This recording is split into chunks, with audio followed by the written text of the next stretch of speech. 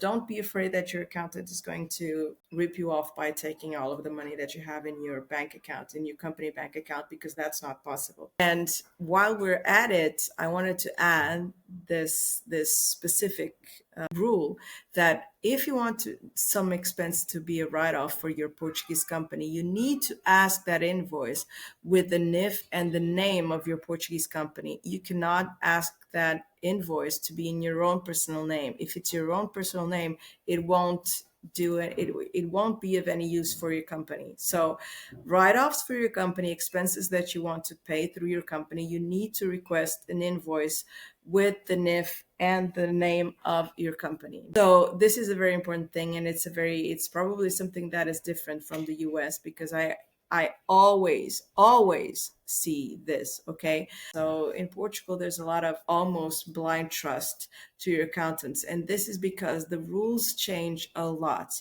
There's a lot of specific rules and regulations that nearly every month change, and so they're the only ones on top of everything. Okay, so of course the best thing that you can do is have control systems in place that allow you to remember to send documentation, to send the write-offs, to request the invoices the right way.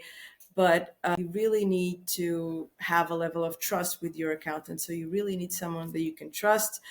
There's also something that is very, very important to straighten out here, is that the accountants do not have access to your bank account, so they can't transfer money out of your own bank accounts.